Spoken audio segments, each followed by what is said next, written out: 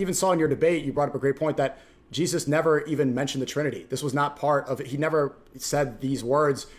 The source that they bring up the most, if they want to claim that Jesus is God, is in the gospel, he says, I and the Father are one. How do you respond to this one? Yeah, so Jesus says, I and the Father are one. And in the verses after, it's actually very interesting. This is why I always encourage Christians to look at the context, because usually these arguments refute themselves if we just look at the context of what Jesus is saying, right? So after that, the Jews, they pick up stones to stone him, right? And then he asks, for what of my good works are you stoning me for? And the Jews say that we're not stoning you for good works, but rather we are stoning you for blasphemy, for you are a mere man claiming to be God. And then Jesus refutes them. He says, doesn't it say in your law that you are gods? How can you try to kill me for claiming to be the Son of God?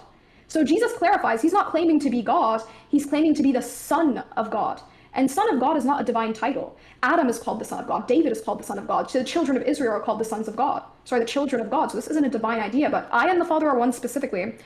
This is in the Gospel of John, John 10:30. If we switch over to John 17, verses 21 through 23, Jesus says, and what a Christian will always say is, I and the Father are one means that they are one in divine essence.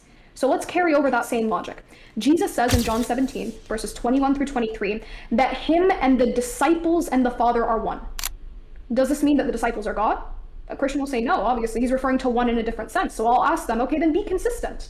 If Jesus is saying, I and the Father are one, and you claim to interpret this as a divinity claim, why aren't you also interpreting John 17 as a divinity claim? That's why we always need to understand the context of these verses. When Jesus says, I and the Father are one, he is not claiming to be one with the Father in essence. He's claiming to be one with the Father in purpose. They both want to bring the people towards the true religion and the true understanding, and they want to essentially guide these people towards what Christians understand to be the kingdom of heaven.